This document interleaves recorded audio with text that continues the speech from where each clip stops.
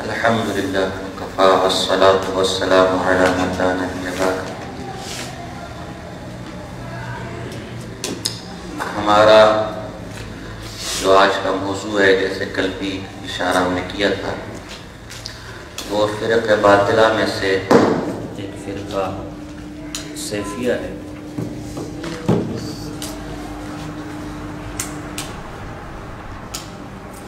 اور ہم نے کل گزارش کی تھی کہ جیسے مختلف باطل فرقوں سے ذیلی فرقے نکلے ہیں، اسی طرح یہ سیفی فرقہ بھی کوئی مستقل فرقہ نہیں ہے، بلکہ بریلیوں ہی ایک ذیلی فرقہ ہے۔ اور ہمارے صوبہ سرحد اور افغانستان اور کوئٹہ کے علاقوں میں بڑا خیر ہے، پنجاب اور سندھ کے اندر بھی ہیں۔ ان کی خاص نشانی آپ نے دیکھی ہوگی، بڑی سی پگڑی پہنتے ہیں اور مسجدوں کے اندر ناچ گانا، اس کے علاوہ ان کا کوئی ایسی خاص علامہ نہیں ہے۔ دراصل یہ سیفی جو فرقہ ہے، یہ پیر سیف الرحمن کے ماننے والے ہیں، پیر سیف الرحمن کے مریدین ہیں۔ پیر سیف الرحمن کی پیدائش 1925 میں ہوئی ہے اور وفات 2010 میں ہوئی ہے۔ یہ افغانستان کا باشندہ تھا، افغانستان میں رہتا تھا۔ پھر افغانستان پر جب روس نے حملہ کیا تو وہاں سے یہ نکل کر بھاگ کر باڑے آیا، ہمارا خیبر ایجنسی کا جو علاقہ باڑہ ہے وہاں آیا، اور باڑے میں اس نے پیری مریدی کا کام شروع کیا۔ ہوا یہ کہ اسی زمانے میں ایک منکر حدیث، ایک مماتی مولوی منیر شاکر جو بھی زندہ ہے، وہ بھی اس علاقے میں ہے، اور منیر شاکر نے یہ کام شروع کیا کہ جو اس کے مخالف ہوتے تھے اپنے ساتھ ساتھی ملا لیے، بدماش ملا لیے، وہ اپنے مخالفین کے گاؤں جلاتا تھا کہ یہ مشرک ہے، یہ بے ایمان ہے، مرتدین ہے معذرہ، لہذا ان کو آگ لگا ان کے گاؤں پر، کو بھی گاؤں سے بے دخل کرو۔ تو اس منیر شاکر کا اس پیر سیف الرحمن کے ساتھ بھی لانجہ آ گیا، اور پیر سیف الرحمن کے چند مریدین کے گاؤں کو اس نے آگ لگا دی۔ پیر سیف الرحمن جس علاقے میں رہتا تھا یہ تھا جاہل، عالم نہیں تھا، اور منیر شاکر تھوڑا بہت، اگرچہ وہ بھی جاہل ہی ہے لیکن تھوڑا بہت یہ کہ رسم میں اس نے تعلیم کی ہوئی ہے۔ تو اس پیر سیف الرحمن نے اپنے گاؤں کے ارد گرد بڑے بڑے مورچے بنا دیے، اور وہ جنگ جو دلائل کی جنگ ہونی تھی، کیونکہ دونوں طرف جاہل تھے، تو وہ منگل باغ جیسے لوگ اور دیگر لوگ اس جنگ میں شامل ہو کر جو دلائل کی جنگ تھی وہ گولی کی جنگ بن گئی، اور دونوں طرف سے کافی بے گناہ لوگ اس میں مارے گئے، دونوں طرف سے، تاہم کہ حکومت نے دونوں کو بے دخل کر دیا، کیونکہ فساد کی جڑ تم دونوں ہو، ایک جو ہے وہ پیری کے نام پر فساد کر رہا ہے اور ایک توحید کے نام پر فساد کر رہا ہے، لہذا دونوں نکلو یہاں سے۔ تو پیر سیف الرحمن پھر لاہور آیا، راوی ریان روڈ پر ان کی خانقاہ ابھی خانقاہ ہے اور مرکز لاہور آ گیا، اور یہاں کیونکہ ظاہر ہے ہمارا پنجاب اور لاہور یہ بدعت کا گڑھ ہے، بدعتیوں کی آماج گاہ ہے، تو یہاں اس کو اچھے خاصے مریدین مل گئے۔ یہ تو اس پیر سیف الرحمن کا مختصر سا تعارف۔ یہ عجیب و غریب جو ہے مماتی حضرات کی طرح منافق ٹولہ ہے، چونکہ ہمارے صوبہ سرحد کے اندر پختون زیادہ الحمدللہ اور کوئٹہ کے اندر، اور وہ فطرتاً اہل سنت والجماعت ہے، لہذا یہ سیفی وہاں اپنے آپ کو حنفی اور دیوبندی ظاہر کرتے اور بریلیوں کی مخالفت ذکر کرتے، اور چونکہ پنجاب اور سندھ کے اندر اہل بدعت کا شیوع ہے، تو یہاں یہ اپنے آپ کو پکے بریلوی کہتے ہیں، اور کہتے ہیں ہم تو پکے بریلوی ہیں۔ تو ہمارے صوبہ سرحد کے لوگوں کو ذرا مشکلات ہوتی ہیں، اور کوئٹہ کے لوگوں کہ بھئی یہ تو اپنے آپ کو حنفی کہتے ہیں، یہ تو بریلیت کو مانتے نہیں، بریلی علماء کے حوالے مانتے نہیں۔ حقیقت یہ ہے کہ یہ پکے بریلوی ہیں، حنفیت کے ساتھ ان کا کوئی تعلق نہیں، حنفی بھی نہیں، دیوبندیت کے ساتھ میں کوئی تعلق نہیں، اس لیے کہ دیوبندیوں میں سے جامعہ بنوریہ اور حقانیہ دونوں فتویٰ دے چکے کہ گمراہ ہے، اور پیری مریدی کے ساتھ ان کا کوئی تعلق نہیں. سلسلے میں نقشبندی سلسلے کی طرف اپنی نسبت کرتے، اپنے انتساب کرتے ہیں، اس کے ساتھ بھی کوئی تعلق نہیں ہے. تفصیلاً میں ذکر کروں گا، بلکہ اپنے فتاوی کی روشنی میں یہ خارجی ہیں. کیا ہے حقیقتاً؟ خارجی ہیں. یہ نہ دیوبندی ہیں، یہ نہ حنفی ہیں، یہ نہ نقشبندی ہیں، بلکہ حقیقتاً یہ خارجی ہیں. ان کے عقائد، ان کے ذہن، ان کی نظریات خارجیوں والے ہیں. تو ایک کتاب ہے الفتنۃ الشدیدہ، یہ میرے پاس موجود ہے. اس کے اندر لکھا ہوا ہے کہ پنجاب کے مریدین نے آ کر اس کو بتایا کہ بھائی ہم تو بریلوی ہیں اور آپ جو ہے بریلیت کے نظریات کا پرچار کریں. تو اس طرح یہ اس نے پھر حسام الحرمین کی تائید کی اور بریلی مذہب قبول کے. اس میں لکھا ہوا ہے کہ یہ آدمی پکا بریلوی ہے. لہذا یہ جو صوبہ سرحد میں لوگ کہتے ہیں کہ جی ہم بریلوی نہیں ہیں، ہم جو ہے نا دیوبندی، بالکل جھوٹ ہے. یہ کتاب ہے، یہ انوار رضا کا خصوصی نمبر ہے، یہ آپ کے پاس ہونا چاہیے. اس کے اندر اس کے بیٹے کی تقریرات ہے. میاں محمد سیفی جو اس کا ایسا خلیفہ ہے جس کے بارے میں معاذ خود یہ کہتا ہے کہ جیسے حضور کا ابو بکر صدیق صحابی تھا، میرے مریدین میں تیرا شمار ایسا ہوتا ہے. معاذ اللہ، یہ میاں محمد سیفی، اس کی تقریر ہے اس کتاب کا. اس کتاب میں اس کا انٹرویو چھپا ہے پیر سیف الرحمن کا، جس میں وہ صاف کہتا ہے کہ حسام الحرمین، جس میں علماء دیوبند کی تکفیر کی گئی ہے، عقائد علماء دیوبند کو کافر کہا گیا، اور جو ان کی تکفیر میں شک کرے ان کو بھی کافر کہے گا، اس سے میں مکمل متفق ہوں. اور احمد خان صاحب کی نظریات سے میرا مکمل اتفاق ہے اس کتاب کے اندر لکھا ہوا. اسی طرح یہ ایک کتاب ہے اس کی، ہمارے کراچی کا سیفی ہے، اس کا خلیفہ ہے اور خلیفہ بھی مطلق احمد علی شاہ سیفی. یہ اس نے حسام السیفیہ کتاب لکھی ہے جس میں واضح طور پر حسام الحرمین کی تائید کی ہے اور تمام علماء دیوبند کو، تبلیغی جماعت کو علی الاطلاق کافر کہا، اور جو ان کے کفر میں شک کو بھی کافر کہا، اور کہا نظریات میں ہم پورے طور پر احمد خان بریلوی کے ساتھ متفق ہیں. اسی طرح ایک اور کتاب ہے میرے پاس، یہ بھی کسی احمد علی سیفی کے سیف الابرار. اس میں تمام علماء دیوبند کی جماعتوں کا، چاہے وہ سیاسی جماعت ہو، چاہے وہ مذہبی جماعت ہو اور تبلیغی جماعت، ان تمام کو کافر کہہ کے سب کافر ہیں اور ان کو اپنے مجلسوں سے نکال دو، مجلس میں داخلے پر پابند. تو یہ ہمارے یہاں بریلیوں کی سب سے بڑی نشانی یہی ہے کہ وہ جو ہے علماء دیوبند کی تکفیر کرتے ہیں. انہوں نے بھی علماء دیوبند کی تکفیر کی، لہذا دیوبندی تو بالکل بھی نہیں ہے. صاف طور پر لکھے اس کتاب کے اندر لکھا ہوا ہے، میں حوالے آپ کے سامنے پیش کروں گا، مجموعہ رسائل احمد علی سیفی کی. اس میں لکھے کہ تمام اختلافی مسائل میں احمد خان صاحب بریلی ہمارے لیے ثالث ہیں. ان کی بات کو، تمام اختلافی مسائل میں ہم ان کی بات کو لیں گے. تو علماء دیوبند کی تکفیر بھی کر رہے ہیں، احمد خان بریلی کو بھی اپنے تمام اختلافی مسائل میں ثالث مان رہے ہیں. بریلیوں کے تمام عقائد، علم غیب کی مکمل تائید کرتے ہیں، حاضر ناظر کی مکمل تائید کرتے ہیں، نور و بشر کی مکمل تائید کرتے ہیں، سالانہ عرس کرتے ہیں، میلاد مناتے ہیں، اسقاط کرتے ہیں، پیجے 40ویں کرتے ہیں. اگر اس کے بعد بھی اپنے آپ کو بریلوی نہ کہے تو میرے خیال سے بریلیوں کے سروں پہ کوئی سینگ نہیں ہوتے. کوئی ایسا جانور آپ دیکھیں کہ اس کے سر پر سینگ ہو، اگر ہوتے تو وہ تو 12 سینگ ہوتے ہیں، لیکن جو ہے ایسا یہی علامات ہے. اگر سینگ ہو پھر تو 12 سینگ ہوں گے، لیکن یہی علامات ہیں ہمارے دیار میں. اور کسی بھی فرقے کو اس کی علامات سے، اس کے نظریات سے پہچانا جاتا ہے. بے شک وہ 1000 دفعہ اس کا انکار کرتے ہیں.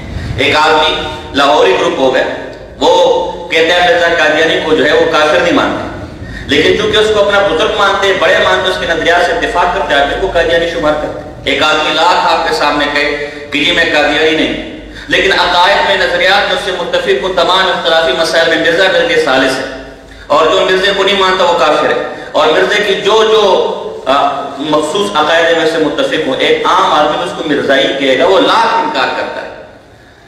تو آپ جو سچے اہل سنت والجماعت اس دیار کے اندر ہے انہیں کافر کہتے ہیں. حیا بھی نہیں، شرم بھی نہیں کہ سارے سیفی، اکثر سیفی جو اس وقت ہے صبح سر کے اندر وہ حقانیہ سے فارغ ہیں، حقانیہ میں پڑے ہوئے، تو آپ ان کو کافر بھی کہتے ہیں. ہمارے ہاں بریلی حضرت کے جتنے نظریات تھے اس پر کاربند بھی ہیں، اور پھر آپ بریلیت کا انکار کرتے. تو میرے خیال میں سے یہ مناسب نہیں ہے کہ ابا جی چوری کے کیس میں تھانے میں پکڑا جائے تو کہ میرا بھائی نہیں، میرا پوری زندگی اس کا کھانا کھاتے رہو، اور ابا بیچارہ چوری کے کیس میں پکڑا جائے تو ابے کا انکار کر دو. یہ غیرت مند اولاد کی علامت نہیں.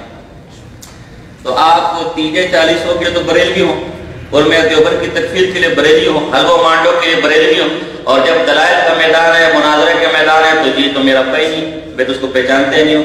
یہ غیرت مند اولاد کی علامت نہیں ہے، بے غیرت کی علامت ہے۔ تو غیرت مند بنے، اور جو آپ کا نظریہ ڈنکے کی چوٹ پر ہے، ہم علماء ڈنکے کی چوٹ پر کہتے ہیں ہمارا تعلق اہل سنت والجماعت کے ساتھ ہے، علماء دیوبند کے ساتھ ہمارا تعلق ہے، ہم انہیں اس دیار کے اندر اہل سنت والجماعت کا صحیح ترجمان مانتے ہیں، ہمیں اس پر فخر ہے، دیوبندیت کی نسبت پر ہمیں فخر ہے، ہم رہنا بھی اسی نسبت پر چاہیں گے اور مرنا بھی اسی نسبت پر چاہیں گے، ہمیں تو اس پر فخر ہے۔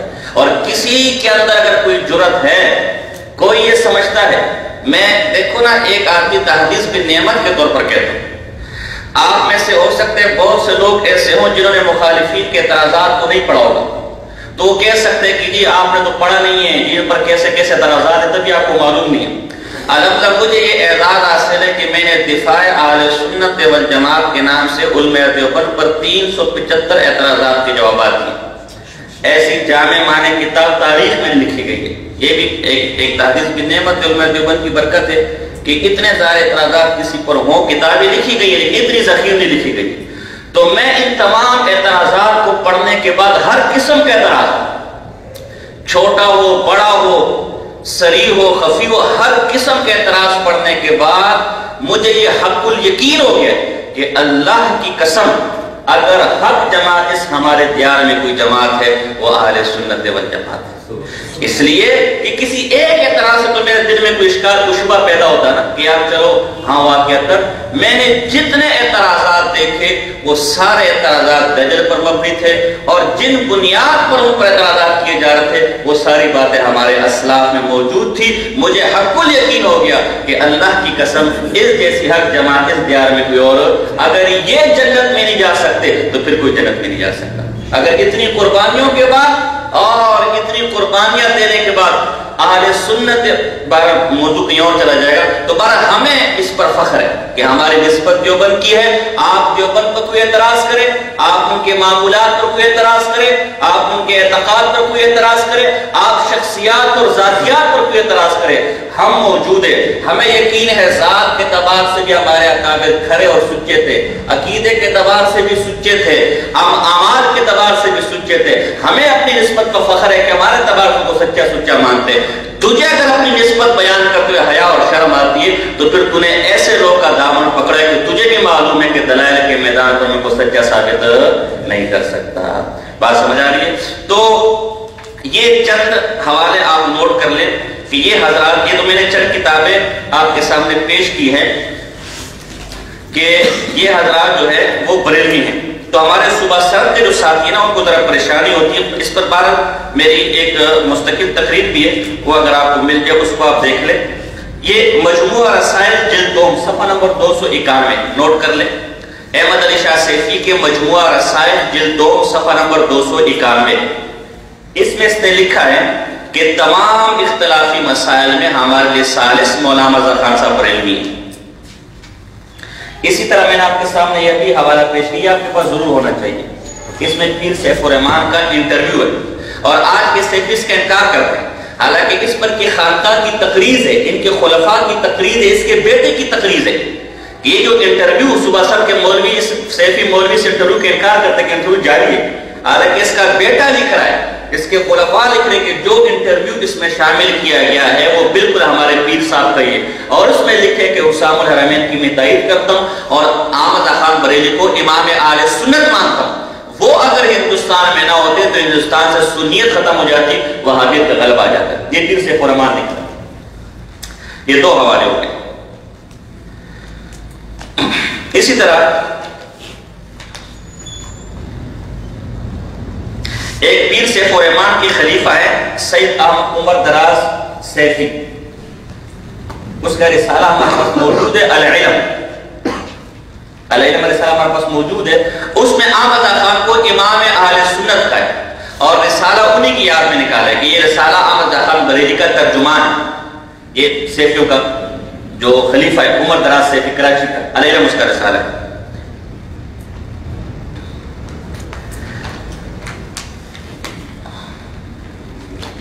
اسی طرح اکرام الحق یہ ہمارے پاس کتاب ہے، صوفی نثار، یہ ویسے ٹیلر تھا لیکن بہرحال چونکہ پیر مرید اچھا دھندا ہے تو اب اس کا اچھا خاصا مدرسہ ہے ہمارے کراچی میں، اور کئی مریدین ہیں.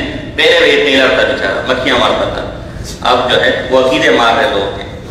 تو یہ اکرام الحق صوفی نثار ٹیلر، اب تو پیر طریقت اور رہبر شریعت اور پتہ نہیں کیا کیا ہے. اس کے اندر لکھا ہوا ہے احمد خان بریلی کے بارے میں، صفحہ نمبر 284 اس کتاب کے.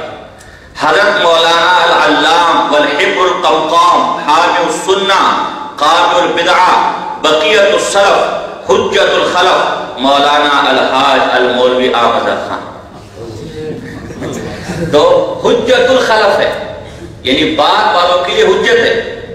تو یہ آپ لوگ کے لیے حجت ہے. تو جو احمد خان بریلی کو حجت مانے مسائل کے اندر، تو اگر بریلی پھر کون بریلی ہوگا؟ تو یہ چند. اچھا، اسی طرح ان کے ایک خلیفہ ہے غلام فرید ہزاروی. وہ کتاب چونکہ سب کتابیں میں نہیں لا سکتا، عام جو کتابیں وہ لے کر آؤں. حوالے قلم کا میں ذمہ دار ہوں، جو بھی حوالہ نکلواؤں بے دھڑک آپ اس حوالے کو بیان کریں. حوالے کا میں ذمہ دار ہوں. اور انشاءاللہ اتنا مجھے بھی امید ہے کہ جب آپ کسی کے سامنے بیان کریں صرف اتنا اس کو کہہ دیں کہ حوالہ مولوی ساجد نے دیا ہے. اگر آپ کو شک ہے تو ملاقات کے لیے چلتے ہیں. انشاءاللہ آپ کو مزید آگے کچھ کرنے کی یہ ہماری کرامت ہے. آج تو لوگ کہتے ہیں نا کہ جی فلاں پیر صاحب کی کرامت ہے، فلاں پیر صاحب کے 2 نمبر. تو ہم آپ کو اپنی سچی سچی کرامت دکھاتے ہیں کہ آپ بولے ہمارے بھی ایک پیر صاحب ہے اور انہوں نے کہا جی میری بھی ایک کرامت ہے. مطلب تو ان کو ذرا کرامت توڑے ذرائع ملنے چاہیے. تو انشاءاللہ آپ ہماری کرامت مان دیں. تو یہ غلام فرید ہزاروی صاحب کی کتاب ہے پیر سیف الرحمان کا پیغام علماء مشائخ اہل سنت کے نام، صفحہ نمبر 8. فرماتے ہیں اعتقادی و نظریاتی اعتبار سے اور بعض بریلوی کہلانے والوں نے ان کے یعنی حضرت ہمارے پیر صاحب کے خلاف معاندانہ کارروائی شروع کر رکھی ہے کہ وہ سنی حنفی یعنی بریلوی، کیونکہ بریلوی اپنے آپ کو سنی حنفی کہتے ہیں، سنی حنفی نہیں ہے. حالانکہ وہ یا غوث اعظم دستگیر کو جائز فرماتے ہیں، بلکہ یا غوث اعظم دستگیر نامی پمفلٹ اپنے آستانے سے شائع کیے. تمام عقائد اہل سنت بریلوی سے پوری مطابقت رکھتے ہیں. عرس کرواتے ہیں، میلاد مناتے ہیں، آستانہ پر عرس کے موقع پر سلام مع قیام پڑھا جاتا ہے. تو یہ آپ کے خلیفہ نے لکھا ہے کہ ہمارے پیر صاحب تمام مسائل بریلویوں کے ساتھ بالکل کیا ہے، متفق ہے. تو یہ تو پہلا عنوان ہے کہ یہ لوگ بریلوی ہی ہیں. اگر یہ کہیں اپنی بریلیت کا انکار کرتے ہیں صوبہ سرحد کے اندر یا بلوچستان میں تو وہ دجل و فریب. تو یہ چند حوالے ہم نے آپ کے سامنے پیش کیے. مسئلہ کو سمجھ آ گیا؟ دوسرا مسئلہ ہم نے کہا تھا کہ یہ پیری طریقت کا نام لیتے ہیں، حالانکہ یہ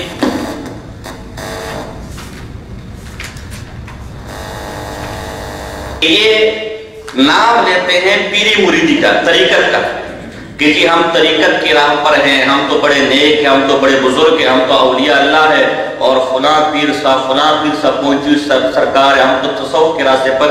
یہ پیری مریدی بھی ان کا ڈھونگ ہے.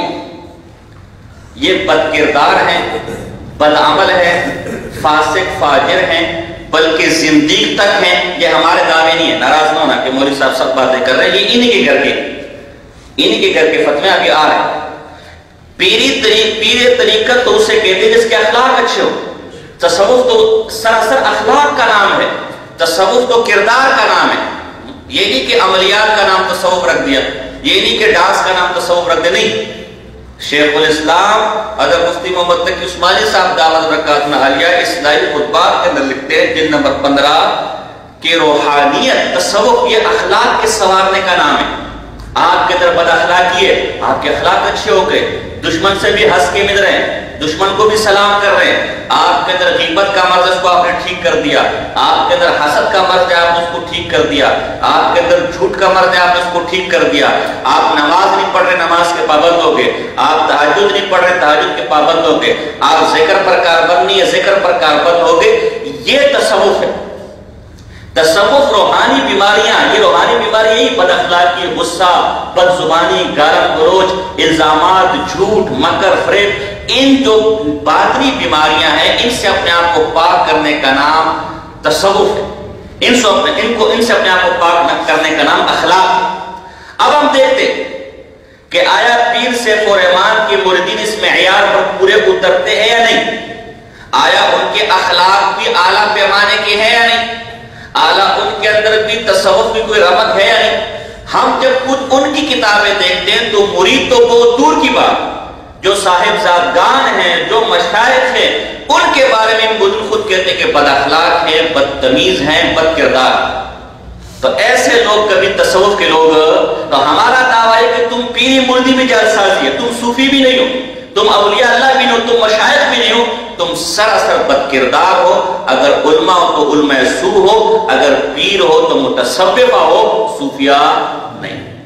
یہ میں نے اس دن آپ کے سامنے حوالہ پیش کیا تھا، الفتنۃ الشدیدہ، یہ ان کے مولوی کی لکھی کتاب ہے، اور اس میں لکھا کہ میں جب ان کے خانقاہ میں گیا تو مجھے بد کرداری ملی، مجھے بد تہذیبی ملی، مجھے دجل، دھوکہ، فریب اور فراڈ ملا، اس کے علاوہ مجھے کچھ اور وہاں سے حاصل نہیں۔ حالانکہ صوفیاء کے پاس جاؤ تو وہاں تو اخلاق ملتے ہیں، یہاں آپ آئے ماشاءاللہ آپ کی خانقاہ ہے، یہاں آپ کو پیار ملا، یہاں آپ کو محبت ملی، یہاں آپ کو ذکر کے حلقے ملے، یہاں آپ کو نوافل پر کاربندی ملی، یہاں آپ کو تلاوت کی توفیق ملی۔ لیکن کہتے ہیں میں جب ان کے پاس گیا تو مجھے تو ایسی مجلس ملی کہ جو فساد کی مجلس ہوتی ہے، لہذا ایسی مجلس سے قائم کرنے والے ان کا تعلق کبھی تصوف کے ساتھ، یہ ڈھونگ ہے، صرف پیٹ کے دھندے، تصوف کا تعلق نہیں۔ یہ ایک حوالہ۔ دوسرا ذرا وہ چھوٹی سی کتاب میرے پاس ہے لیکن اندر کمرے ملے گی، میں لا نہیں سکتا، اس کا نام ہے اختلاف۔ اصل میں دو پیر ہیں ہمارے کراچی میں، اور دونوں اس پیر سیف الرحمان کے خلیفہ ہیں، ان کا آپس میں مریدوں پر، دھندے پر اختلاف ہو گیا۔ اصل میں پہلے کراچی میں صرف پیر سیف الرحمان کا ایک خلیفہ تھا، بڑا احمد علی شاہ سیفی، یہ بنارس وغیرہ، اورنگی ٹاؤن وغیرہ، یہ ان کا بڑا خلیفہ تھا، اور اس کے اچھے خاصے مریدین تھے، اور یہ بدبخت حقانیہ سے فارغ تھا۔ اچھا عجیب بات یہ لکھتا ہے، اب یہ حوالہ آ جائے گا، یہ احمد علی شاہ سیفی اسی مجموعہ رسائل کے اندر، کہ استاذ کا بے ادب مرتد ہوتا ہے، استاذ کا بے ادب، یہ بھی ان کی خارجیت ہے، ابھی آئے گا، استاذ کا بے ادب مرتد ہوتا ہے، اور پھر خود حقانیہ سے پڑھ کر آئے، اور پھر خود غصاب السیفیہ میں لکھتا ہے کہ دیوبندی سارے کیا ہے، مرتد ہے۔ تو اس کے استاد جو دیوبندی ہے نا، تو استاذ کو مرتد کہنا اس کی تعظیم ہے کہ توہین ہے؟ تو اپنے استاد کو کر کے خود اپنے فتوے سے اسلام سے نکلا ہوا ہے۔ بہرحال اس ابھی انشاءاللہ ابھی آئے گا۔ تو یہ احمد علی شاہ سیفی کراچی میں، یہ ان کا بڑا پیر تھا، اور آپ پیر سے ہم خلیفہ تھا۔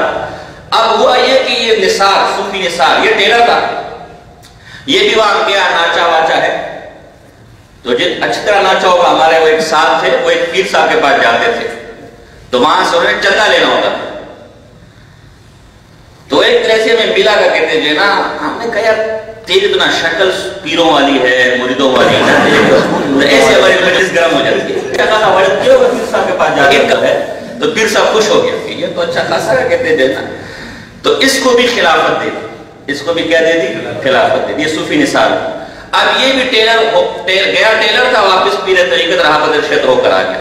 اب ان کا آپس میں مریدین پر جھگڑا ہو گیا، احمد علی شاہ سیفی کا اچھا خاصا کاروبار چل رہا تھا، اچھا خاصے مریدین تھے، وہ مریدین اس بدبخت کے پاس آنے لگے، اور اس کے پاس اچھے تگڑے مریدین آنے لگے، علماء آنے لگے۔ وہ احمد شاہ سیفی ابھی تک ڈنگر کا ڈنگر ہے، لیکن اس کے پاس علماء آنے لگے، پوری جماعت اس کے علماء کی جاتی ہے، خود پکا جاہل تھا۔ ان کا آپس میں پھر اختلاف ہو گیا، احمد شاہ سیفی نے کہا تو ایسا، اس نے کہا تو ایسا، اور اس اختلاف میں ہمارا فائدہ یہ ہوا کہ ان کے اندر کی کرتوت سامنے آ گئی، انہوں نے خود جو ہے وہ اپنی شلواریں اتار کے دکھائی کہ ہم کیا اندر سے جو نا۔ تو اب اسی اختلاف پر چند حوالے، ذرا آپ دیکھو، مجھے فیصلہ کرے کہ ایسے کردار والے لوگ جن کے صاحبزادگان ایسے ہو، پیر سیف الرحمان کے اپنے بیٹوں کا یہ حال، اس کا خلیفہ نقل کر رہا ہے کہ ہمارے پیر کے بیٹے کا کیا حال ہے، تو جو پیر اپنے بیٹے کی اصلاح نہ کر سکا، اور وہ بیٹے سے اس کا جانشین ہے، وہ بیٹے کا سب سے بڑا پیر ہے، جب اس کا یہ حال ہے تو باقی مریدین کا کیا حال ہوتا ہے؟ وہ آپ کی سرائکی میں کہتے ہیں جو تو پیر کھڑا ہو کرنا وہ پیشاب کرے تو مریدین کو گھوم گھوم کر پیشاب کرنا کیا ہے؟ حقاصل۔ تو جب پیر ایسا دو نمبر آدمیوں کا تو مریدین کا کیا حال ہوتا ہے؟ دعویٰ یہ ہے کہ ان کا تصوف سے بھی کوئی تعلق نہیں۔ اب دیکھیں ذرا حوالہ دیکھیں، اختلاف صفحہ نمبر 1110، یہ اسی کتاب ہے، اس صوفی نثار کی، اس کی خانقاہ سے شعر۔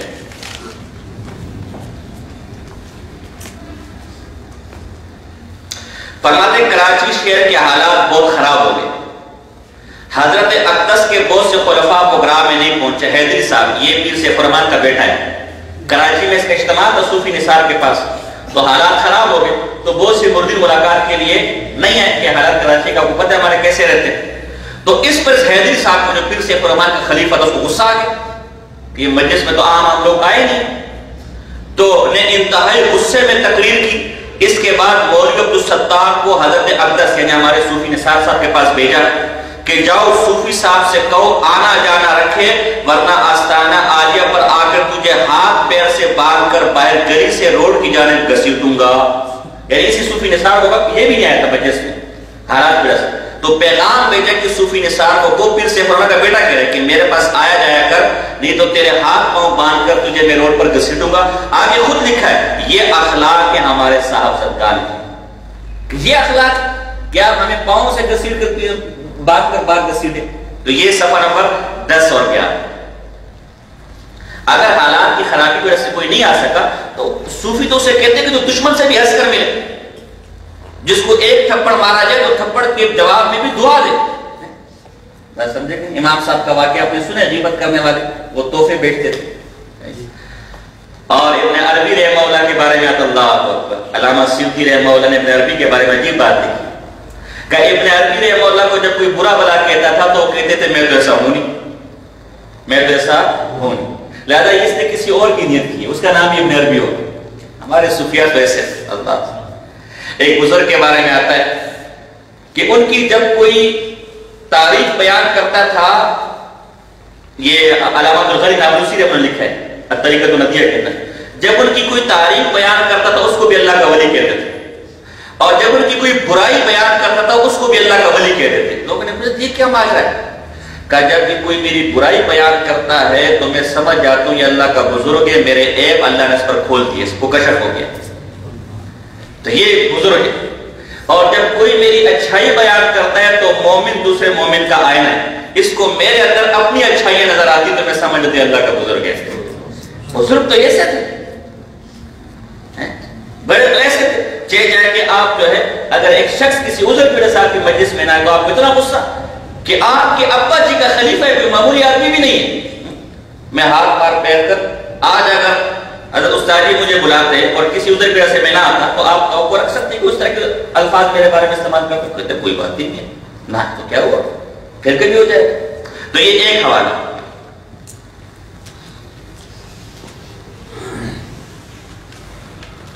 صفحہ نمبر 8، اسی اختلاف کا صفحہ نمبر 8 کہتے ایک پروگرام تھا فقیر کالونی میں جو احمد علی شاہ سیفی کے گھر میں تھا، تو اس میں ہمارے سلسلے کی کسی آدمی نے کوئی بات کی تھی جو ہمارے پیر حیدری صاحب کو بری لگی، اسی خانقاہ میں اس کی پٹائی شروع کر دی، مارنا شروع کر دیا کہ یہ ہمارے یہ اب کہہ رہے کہ ہمارے صاحبزادگار کے اخلاق کیسے، ان کو تو بات کرنے کی تمیز نہیں ہے، اور یہ معمولی صاحبزادہ نہیں ہے بلکہ پیر سیف الرحمان کا جانشین ہے۔ تو پیر سیف الرحمان نے اگر کسی کو اچھا کرنا ہوتا تو سب سے پہلے اپنے گھر والوں کو اچھا کرتا نا اللہ۔ پھر مجھے واقعات یاد آ جاتے، مولانا احمد سعید پالنپوری صاحب رحمہ اللہ اکبر، شیخ الحدیث دار دیوبند، آپ نے سنا ہوگا وفات پا گئی، جن کی مجھے فلسفہ پڑھتے ہیں، اور ہدایت القرآن جن کی تفسیر ہے، رحمت اللہ الواسعہ حجت اللہ بالغہ جن کی شرح ہے، ہادیہ جن کی کافیہ کی شرح ہے، میں نے ان کو بڑا پڑھا ہے، عجیب و غریب قسم کے آدمی، تحفۃ المعین جن کی شرح ہے، ان کی حیات سعید ہمارے کراچی سے ان کی سوانح چھپی، اللہ اکبر۔ یہ جب حافظ بنے تو انہوں نے سب سے پہلا کام یہ کیا کہ اپنی گھر والی کو حافظہ بنایا، اور 11 کے 11 بیٹوں کو حافظ ان کی گھر والی نے بنایا، ان کی گھر والی نے بنایا، اور اپنا حال یہ تھا کہ تخصص میں پڑھتے تھے، دارالدیوبند میں 2 گھنٹے پڑھاتے تھے اور پھر اپنے بھائی کو حفظ بھی کرواتے تھے، جو فتح الدین کے مرتب مولانا امین پالنپوری صاحب رہے ہیں، ان کو حفظ انہوں نے کروایا بڑے بھائی۔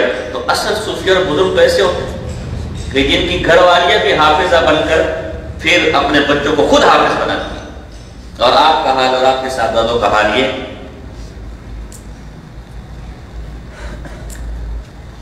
اچھا، اسی طرح اسی اختلاف صفحہ نمبر 8 میں صوفی نثار کہتا ہے کہ لوگ مجھے مرشد کریم کی حیات میں ادھر نہیں چھوڑیں گے، ان کے اخلاق کو اچھی طرح جانتا ہوں، گالی کے بغیر بات نہیں کرتے۔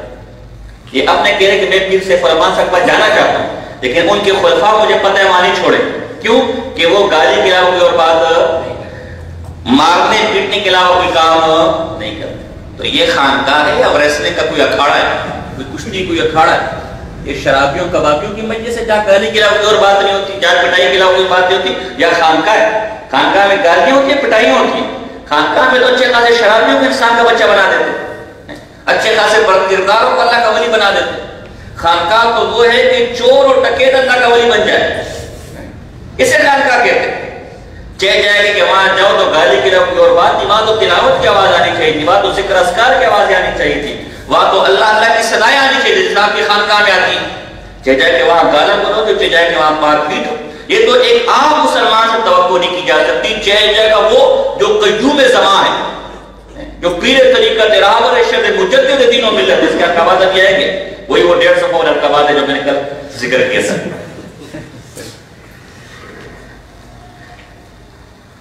اچھا، اسی طرح اسی کتاب کے اختلاف صفحہ نمبر 4 پر اسی پیر سیف الرحمان کے جو خلیفہ مطلق احمد علی شاہ سیفی، اس کے بارے میں لکھتے ہیں کہ 4-5 آدمیوں کے ذریعے میاں والی کالونی کے اندر مجھ پر حملہ کروایا اور میرے سامان جو خانقاہ میں تو اس کو اٹھا کر لے گئے، اور جتنے بھی بزرگ میری خانقاہ میں بیٹھے ہوئے تو سب کو دھکے دے کر اور گالا گلوچ کر کے باہر نکالا۔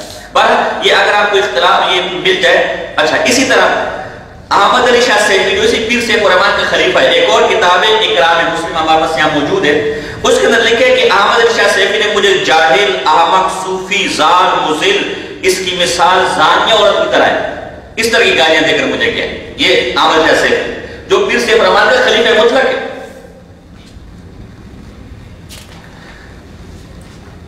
اچھا، اسی طرح یہی صوفی نثار کہتے ہیں کہ ہمارے پیر صاحب کے خلفاء کا حال کیا کہ جنہوں نے چند ٹکوں کی خاطر دین پیش کیا۔ یہ کتاب اکرام الحق یہ میرے پاس ہے، اس کے اندر یہ واقعہ لکھا ہے۔ ہوا یہ کہ اس احمد علی سیفی کا دعوت اسلامی والوں کے خلاف بھی جھگڑا ہو گیا، اس نے دعوت اسلامی والوں کے خلاف ضرب النیال کتاب لکھی، رسالہ لکھا، یہ سارے گمراہ ہیں، خارجی ہیں، یہ سارے مرتد ہیں۔ اب وہ مال والی پارٹی تھی، پیسوں والی پارٹی تھی، اس جا کر احمد شاہ سیفی کچھ پیسے ویسے کھلائے کہ بھئی ہمارے خلاف مت لکھا کر چپ ہو جائے، تو اس نے اس زمانے میں 1.5 لاکھ روپے ان سے لیے قریباً، اور اپنی کتاب وغیرہ کیا کر دی، غائب کر دی۔ یہ کتاب آج بھی نہیں ملتی، ضرب النیال۔ تو اسی کو لکھتے ہیں کہ احمد شاہ سیفی نے پہلے امیر دعوت اسلامی کو ضرب النیال علی رؤوس الجہال میں لکھتے ہیں کہ زار مزل ہو گئے، دوسرے کہ ان کی مثال زانیہ عورت کی طرح ہوگی۔ جو الیاس قادری جو کس کی مثال ہے؟ کون لکھ رہا ہے؟ احمد علی شاہ جو پیر سیف الرحمان کا خلیفہ ہے۔ ان کے تابعداروں کی مثال ولد الزنا، کس دی اولاد ہیں؟ حرام دی اولاد ہیں۔ کس دی اولاد ہیں؟ یہ کون کہہ رہے ہیں؟ احمد علی شاہ پیر سیف الرحمان، ہم نہیں کہہ رہے میرے بھائی، وہ کہہ رہے ہیں، وہ آپ کا معاملہ ہو کر دیکھا ہوگا، کہتے ہیں نا، پتا ہوگا۔ ضرب النیال صفحہ نمبر 7، وہ تو ہوشیار آدمی تھا، اب یہ صوفی نثار کہہ رہے ہیں، وہ تو ہوشیار آدمی میمن تھا، اس نے 2-4 علماء کو اکٹھا کیا، احمد شاہ سیفی کی طرف بھیج دیا، شاہ صاحب خوشی سے پورا نہیں سمایا حضرت نے، اور یہ لکھا کہ آگے آگے جو 50,000 1 لاکھ طے ہوا تھا، 50,000 کی قسط پر یہ راضی ہو گئے، پہلے مجھے 50,000 روپے دو تو میں کتاب کیا کر دوں گا، غائب کر دوں گا۔ اچھا، پھر لوگوں نے کہا یہ تو نے کیا کیا بدبخت، تو نے اگر حق پر فتوے دیے تھے تو پیسے لے کر فتووں سے رجوع کیوں کر رہا ہے؟ تو کہا اس بدبخت نے کہا وہ سارے مرتد 50,000 تو مال غنیمت ہے۔ یہ کیا ہے؟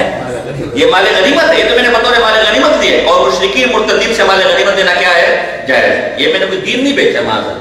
لیکن پھر انہوں نے چونکہ اس نے کتاب غائب نہیں کی، انہوں نے اگلی قسط ادا نہیں کی 50,000، تو اس نے ایک اور کتاب ان کے خلاف لکھی، ایک اور۔ تو یہ خلفاء کا حال ہے، یہ آپ کے خلفاء کا حال ہے۔ یہ پیر سیف الرحمان کے بچوں کا حال میں نے پہلے سنا، اور خلیفہ کا حال، یہ خلیفہ مطلق ہے جو سب سے اعلیٰ درجہ ہے سیفیوں کے ہیں۔ تو جب آپ کے اخص الاخصاص کا یہ حال ہو تو آپ پیچھے مردین کا کیا حال ہوگا؟ خود وہ ولایت اور وہ تصوف کرو، اخلاق کے کس درجے پر ہو آپ خود فیصلہ کریں۔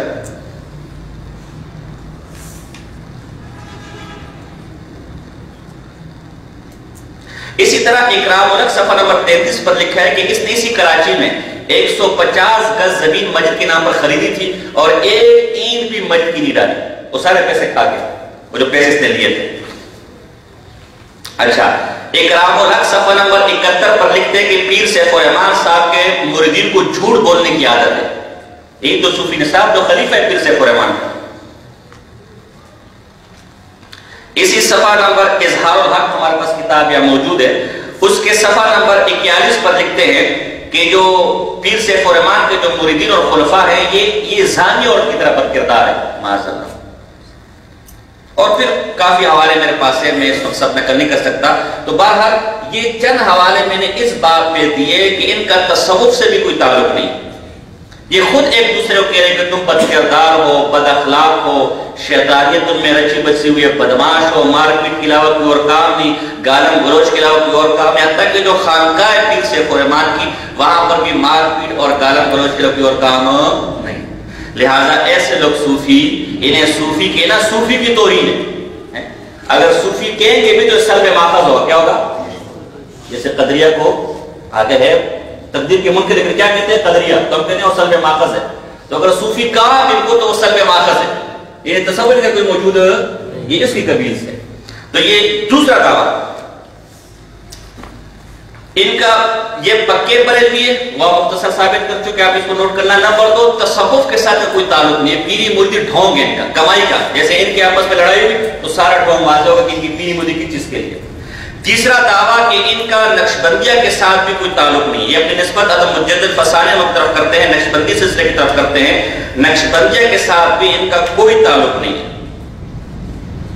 اس لیے کہ مجدد الفسانی رحمہ اللہ نے جو عقائد اپنے مکتوبات میں اور جو نظریات اپنے مکتوبات میں ذکر کیے ان سے دور دور تک کا ان کا کوئی واسطہ نہیں ہے۔ یہ دوسرا دعویٰ ہمارا۔ تیسرا، یہ مشہور کتاب ہے مجدد فسانی رحمہ اللہ کی، فارسی نسخہ بھی ہمارے پاس موجود ہے ترکی کا، لیکن ہم یہاں اردو ترجمہ لے کر جو اپنا بریلیوں میں کیا ہوا ہے، دیکھو یہ نہ کہ ترجمے کے اندر گڑبڑ کی ہے۔ تو یہ مکتوبات ہے، ہمارے پاس کی جلد نمبر 2 ہے اور صفحہ نمبر اس کا 27 بنتا ہے۔ آپ کو کل بھی ہم نے پڑھایا کہ وجد اور ناچ گانا ان کا خاص شعار ہے، یہی ان کی علامت ہے اس دور کے اندر۔ اور خود پیر سیف الرحمان نے اپنی کتاب میں لکھا ہے کہ جو ہمارے وجد کا منکر ہے وہ کافر ہے۔ یہ حوالہ کل رہ گیا تھا، کل تو میں نے احمد علی شاہ سیفی کا حوالہ دیا تھا، لیکن اس کے اندر بھی ان کے پیر سیف الرحمان نے لکھا ہے۔ یہ کتاب بھی آپ کے پاس ضرور ہونی چاہیے، یہ جو ہے یہ اب نہیں ملتی، کہیں سے تلاش کرو۔ ہمیں کیسی ملی؟ چلو یہ بھی سن لو تاکہ حقیقت پتہ چلے کتنے پانی کے اندر ہے اور کتنے بڑے صوفیاء ہیں۔ یہ کتاب چونکہ اس پہ اعتراضات کو امین چلا گیا ہے، بریلوی بھی اس خلاف کتابیں لکھے، ہم اس پہ اعتراض کرتے ہیں، انہوں نے اس کو غائب کر دیا۔ ہمیں کس طرح پتہ چلا کہ لاہور کے اندر جن کا مرکز ہے راوی ریان روڈ پر، اس میں یہ کتاب کے چند نسخے موجود ہیں۔ تو ایک قادر صاحب مفتی مجاہد صاحب ہو گیا ہماری قسم، یہ ہمارے غنیمت میں سے ہے۔ ہاں، اور اگر پیر سیف الرحمان کتنا دل بدل سکتے ہیں اور اتنا بڑا صاحب کرامت ہے تو یہ کتاب لے کر دکھا دے ہم سے، یہ کتاب لے کر ہم سے دکھا، بلکہ یہ انعام ہے کیونکہ ریکارڈنگ ہو رہی ہے، پیر سیف الرحمان آ کے ہمارا دل جاری کر دے، ہمیں پوچھا دے تو یہ کتاب اس کی ہو جائے گی، کتاب۔ یہ ایک اور طریقہ بھی ہے پیر صاحب، آپ وجد اپنے آپ پر طاری کرو، ڈنڈا مجھے دو تو میں ڈنڈے سے سر کی پٹائی کرتا ہوں، اگر کچھ نہ ہوا تو کتاب تو یہ آپ کتاب ہے، جرأت ہے تو لے کر دکھاؤں، دیکھتا ہوں تم کتنے بڑے پیر ہو، کتنے بڑے صاحب کرامت ہو، کتنے بڑے چپ چپ بڑے سرکار ہو۔ یہ مالے ایک تو مالے غنیمت 2 نمبری سے ہے نا یار، آپ کا تو جائز ہے کہ وہ کیا ہے گمراہ ہے، تو آپ کے اپنی مردے کا کہ گمراہ ہے تو پیسے لینا بھی جائز ہے مالے غنیمت میں، تو ہم نے پیسے تو نہیں پتا کتاب دی ہے مالے غنیمت میں، تو ناراض نہ ہونا یا کہ جزاک اپنے مردین کی کتاب 30 نسخے لے کر آیا تھا، تو ہم نے ساتھ زمانے میں ساتھیوں میں تقسیم کیے، تو یہ پہلا والا نسخہ، یہ پہلا ایڈیشن، یہ ایک ہمیں بھی مال غنیمت میں ملے، اسے پیر کہتے ہیں، اسے کیا کہتے ہیں؟ ہاں، کہ پیر صاحب کے گھر سے جو ہے نا اس کا عقیدہ اٹھا کے لے کر آئے، پیر اسے کہتے ہیں، کرامت اسے کہتے ہیں۔ تو بہرحال اس میں بھی لکھا ہے کہ ہمارے جو وجد کا منکر ہے وہ کون ہے؟ کافر۔ حالانکہ یہ حضرت مجدد الفسانی رحمہ اللہ، یہ مکتوبات ہے، جلد نمبر 2 ہے اور یہ مکتوب نمبر آئے گا اس کا، چلے اس میں لکھتے ہیں احکام شرعیہ کی قیمتی موتیوں کو بچوں کی طرح وجد و حال کے اخروٹ و منقع کے عوض ہاتھ سے نہیں دانے دیتے، یعنی جو صوفیاء ہے وہ جو وجد اور سماع جو بچوں کی چیزیں وہ اپنا کر جو اصل تصوف کی تعلیمات اسے چھوڑتے ہیں، جو اصل تصوف کا مقام اسے چھوڑتے، تو حضرت مجدد فسانی کے نزدیک بقول وجد یہ تو بچوں والے کام ہے، سماع یہ تو بچوں والے کام ہے، جبکہ آپ نے وجد کو تصوف کا سب سے اونچا مقام سمجھا ہوا، سب سے بڑا مقام سمجھا ہوا، تو اگر یہ وجد اور یہ ناچ گانا کوئی اونچا مقام تصوف کا ہوتا تو نقشبندیوں کے بڑے بزرگ حضرت مجدد فسانے و مکتوبات اس کا یورد نہ کرتے. تو اس بجٹ کا سما کا نقشبندی تعلیمات سے کوئی تعلق نہیں. اسی طرح اسی کتاب کے صفحہ نمبر 733 پر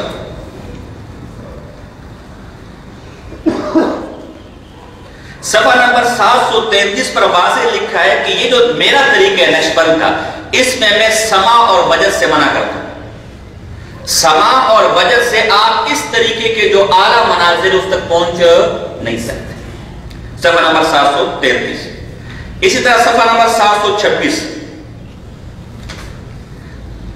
صفحہ نمبر 736 پر بھی اس وجد وغیرہ اور سما کا کیا کیا ہے؟ رد کیا ہے.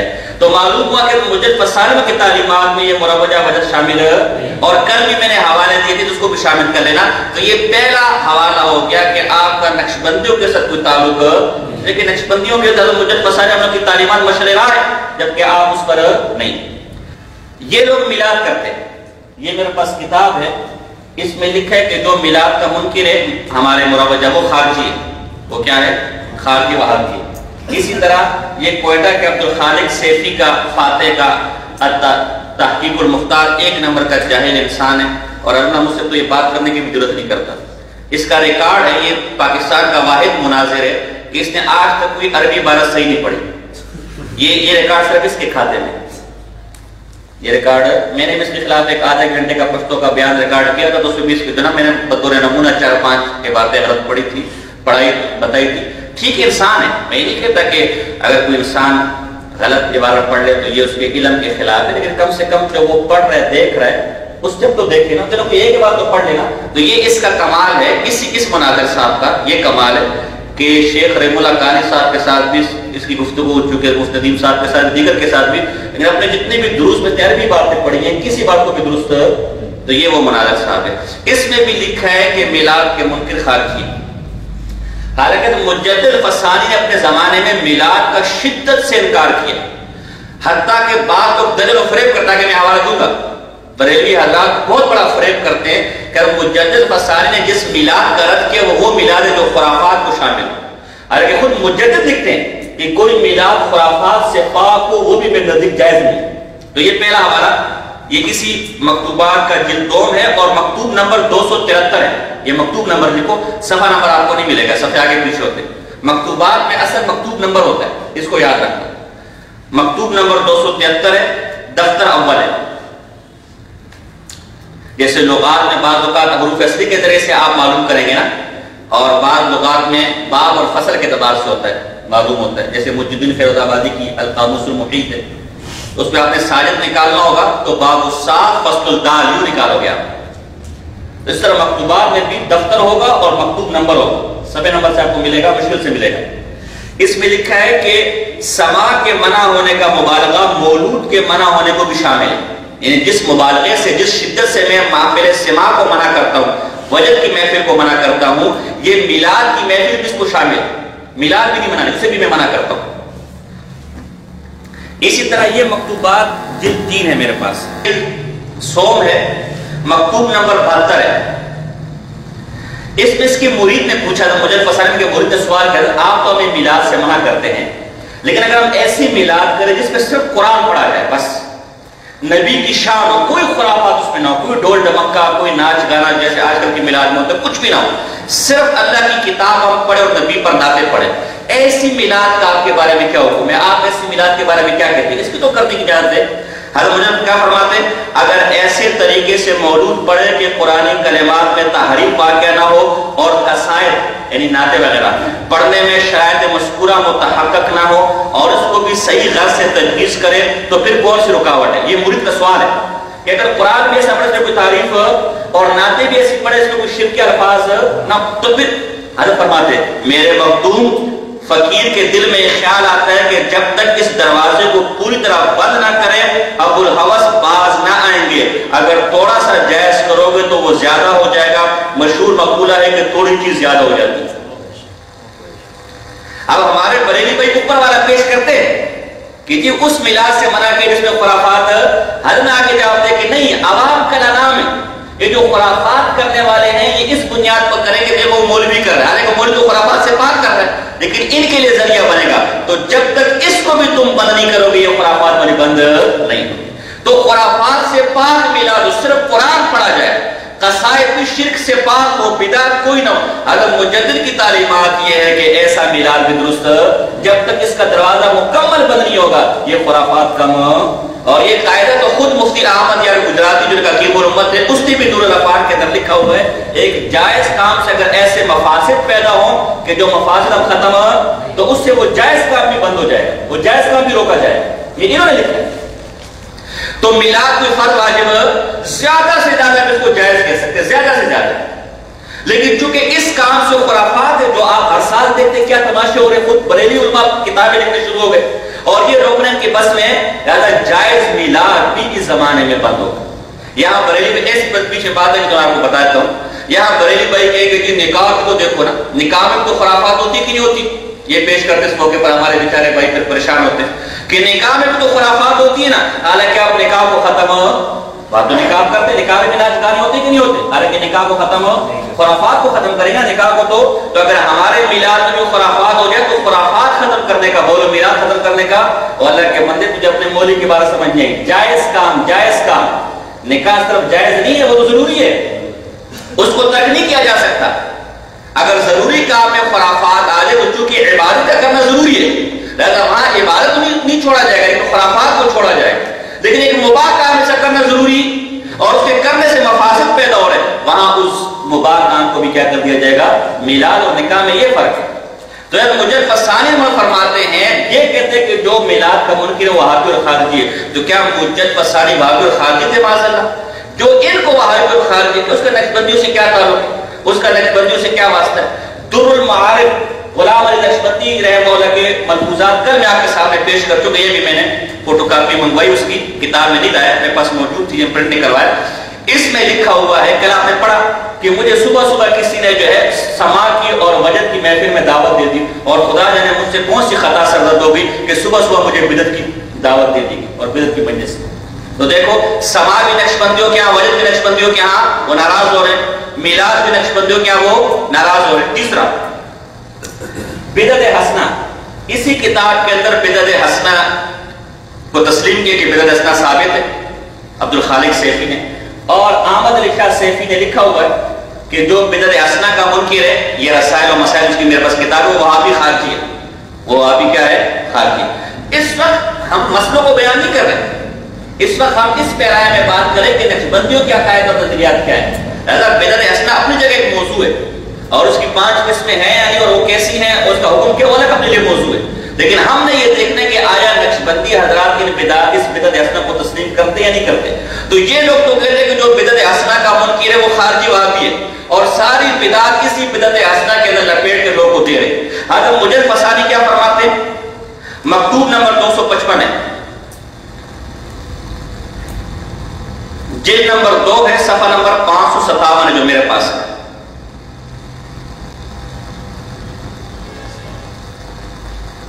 سنت و بدعت دونوں پورے طور پر ایک دوسرے کی ضد ہے.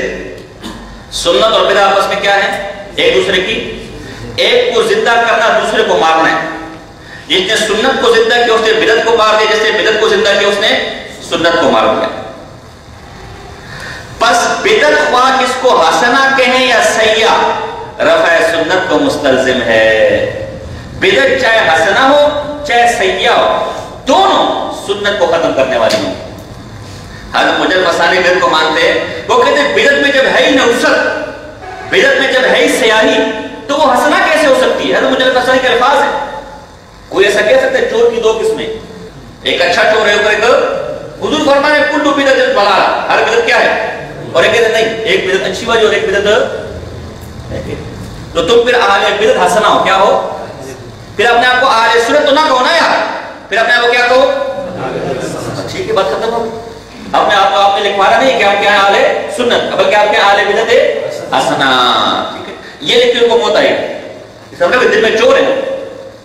اچھا آگے عجیب بات کہتے ہیں، اللہ منقول ہے کہ جب مہدی اپنی سلطنت کے زمانے میں جب دین کو رواج دیں گے اور سنت کو زندہ فرمائیں گے تو مدینے کا عالم جس نے بدعت پر عمل کرنے کو اپنی عادت بنائی ہوگی، ایک مدینے کا عالم ہوگا جو بدعت پر عمل کرنے کو کیا بتائے گا اپنی، اور یہ ہو سکتا ہے ابھی بھی بریلوی اپنے بعض علماء کے بارے میں کہتے کہ وہ مدینے میں بڑا دین کا کام کیا فلاں کیا، تو ایسے بھی وہاں بیٹھا ہوگا بھائی ماں، تو اور اس کو حسن بدعت حسنہ خیال کریں گے، دین کے ساتھ ملا لیا ہوگا، تعجب سے کہے گا کہ اس شخص نے ہمارے دین کو دور کر دیا۔ حضرت مہدی تو بدعت کا رد کریں گے نا، تو مولوی کیا کہے گا، معاذ اللہ یہ مہدی بھی وہابی کو لگتا ہے، امام مہدی بھی کیا لگتا ہے، یہ دیکھو یہ دین سے دور کرے لوگوں بدعت حسنہ کا انکار کرے، جیسے آج کل کے زمانے میں ہمیں لوگ کیا کہتے ہیں یہ وہابی ہے، دیکھو بدعت حسنہ کا انکار کرتے ہیں، تو وہ کوئی پکا بدعتی مولوی ہوگا جو امام مہدی کو کیا کہے گا کہ یہ دین سے لوگ کیا کر رہے ہیں، دور کر رہے ہیں، ہمارے مذاہب اور ملت کو مار کیا اور خراب کر دیا۔ حضرت مہدی اس عالم کے قتل کا حکم فرمائیں گے۔ ایمان کا بچہ ملحد ہے، ایک تو بدعت کو رواج دے رہے، اوپر سے جب ہم اس سے منع کر دو تو ہمیں کہہ رہے کہ تو گمراہ ہے۔ کتنے شریف لوگ ہیں، اس سے اندازہ لگا۔ شکر کرے امام مہدی کے زمانے میں نہیں ہو، اور شکر کرے علامہ شامی کے زمانے میں نہیں۔ ہم تو اتحاد ہوتے، ہمارا تو جماعت کا نام ہی کیا ہے اتحاد، ہم تو کہتے نہ کسی کو ڈنڈے سے مارو نہ کسی کو تلوار سے مارو، دلائل سے مارو، دلائل کی بات کرو۔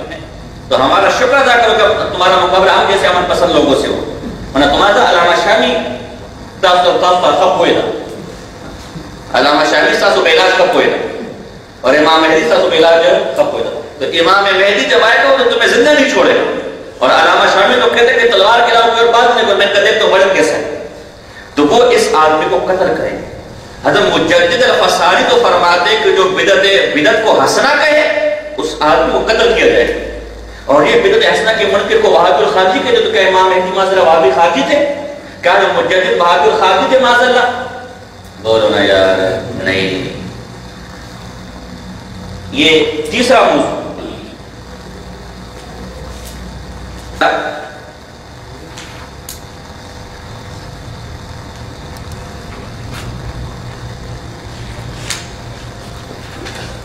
یہ حضرات نماز جنازہ کے بعد دعا کے قائل اجتماعی دعا کرواتے ہیں کہ نہیں، اور اس کے منکر کو وہابی خارجی کہتے ہیں۔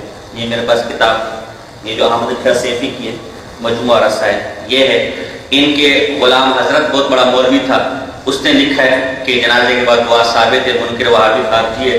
عبد الخالق سیفی نے اپنی کتابوں میں لکھا ہے۔ حالانکہ مجدد فسانی رحمۃ اللہ سوانے برکات احمدیہ میرے پاس جو ترکی سے چھپا ہے، اس میں ان کے جنازے کا حال لکھے صفحہ نمبر 294، صفحہ نمبر 294 پر جنازے کا حال ہے۔ فرماتے ہیں حضرت مجدد فسانی کا جنازہ، نماز جنازہ پیر و پدر بزرگوار خود رضی اللہ عنہ نمودن و بعد از نماز برائے دعائے توقف نہ فرمودن کے مقتضی سنت چنوئی نیست و در خطب فقہیہ معتبرہ مرقوم است کے بعد از نماز جنازہ استادہ دعا کردن مکروہ است۔ نماز جنازہ حضرت کے بیٹے نے خود پڑھائی اور نماز جنازے کے بعد بالکل بھی کھڑے، اس لیے کہ سنت کے خلاف ہے، سنت نماز جنازہ ہے، اور دوسری بات ہے کہ کتب فقہیہ کے اندر نماز جنازہ کے بعد دعا کو کیا کہا ہے، مکروہ کہا ہے۔ تو حضرت مجدد فسانی کے نماز جنازے کے بعد تو دعا ہوتی نہیں تھی، وہ اس کو مکروہ سمجھتے تھے، اور آپ نقشبندیہ کا نام لے کر نقشبند کا ذکر کر کے نماز جنازے کے بعد دعا نہ کرنے کو وہابی الخارجی کے، تو آپ کا نقشبندیوں سے تعلق کیسے ہو سکتا ہے؟ یہ تیسرا مسئلہ۔ چوتھا مسئلہ،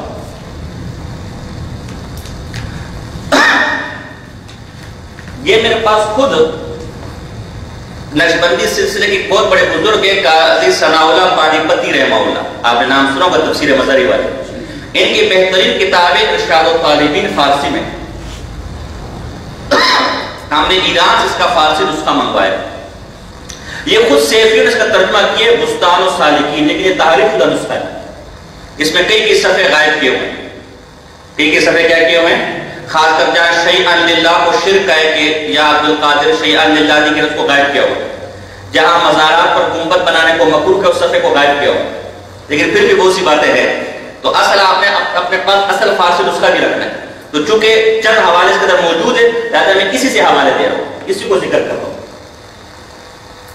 بیٹا چار بھائی کو رکھنا، چار بھائی، ہاں ٹھیک ہے، موجود ہے، بس ٹھیک۔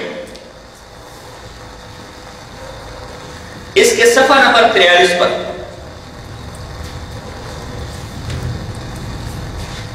صفحہ نمبر 43 پہ لکھا ہوا ہے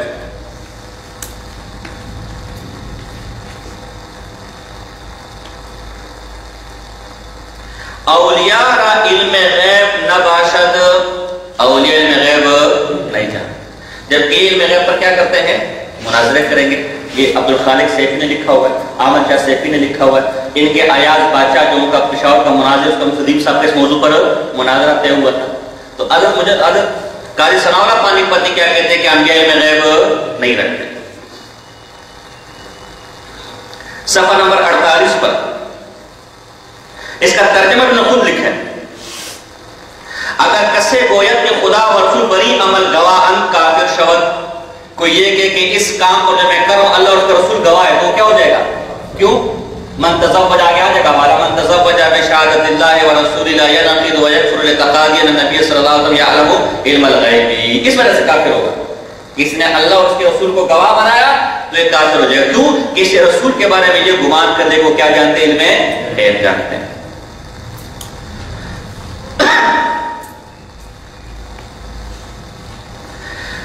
ٹھیک ہے، یہ صفحہ نمبر 47 ہے. صفحہ نمبر 71 صفحہ نمبر 71 پر لکھتے ہیں کہ بدعت حسنہ سے بھی بدعت سیئہ اور قبیحہ کی طرح بچنا چاہیے. بدعت حسنہ سے بھی بدعت سیئہ اور قبیحہ کی طرح بچنا چاہیے.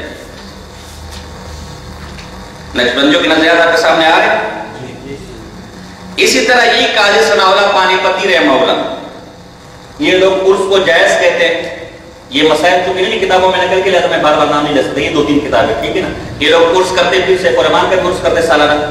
حالانکہ قاضی ثناء اللہ پانی پتی رحمہ اللہ لکھتے ہیں تفسیر مظہری جلد نمبر 2 صفحہ نمبر 69،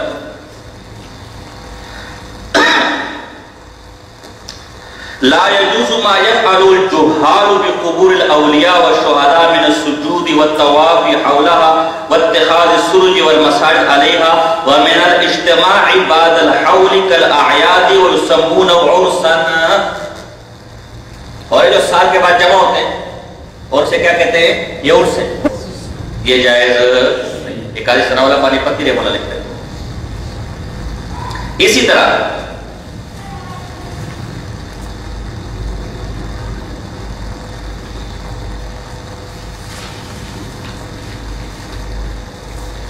یہ حضرت مرزا مظہر جانا صاحب کے ملفوظات کو جمع کیا گیا.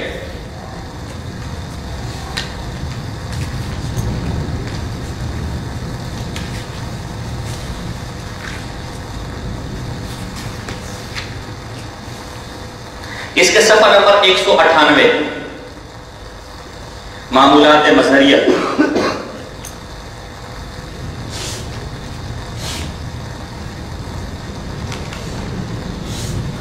فرماتے ہیں عرس وغیرہ کی عرفی رسموں کا پابند نہ ہونا. اپنے مرید کو نصیحت کرتے ہیں عرس وغیرہ کی رسموں کا پابند. کیوں؟ عرس میں کیا خرافات ہوتی ہیں کہ اس میں شناعت و برائی ہے. ایک تو اس میں آپ کو خیمے لگانے پڑیں گے، خیمے اور دریاں لگانی پڑیں گی. اس کے لیے لوگوں سے سوال کرنا پڑے گا. یہ اولیاء اللہ کا بزرگوں کا کام اوروں سے سوال کرنا، وہ اللہ سے سوال کرتے ہیں. نمبر 2 تضییع اوقات ہے. وقت کا ضیاع ہے. کیا کرو گے اس کا؟ پاک مقام اللہ کا ذکر کرو، نماز نفلیں پڑھو. ایک اور خرابی کیا کہ لوگوں کو شکایت ہوگی کہ بھئی ہم تو اتنے بڑے پیر تھے، عرس پر آئے ہوئے تھے، ہماری شاہ نشان ہماری خدمت نہیں کی گئی. لہذا ایک خرابی یہ ہے. اس طرح عرس کو جب آپ ہمیشہ کریں گے تو بعض اوقات سود لینے کا اندیشہ ہو جاتا ہے.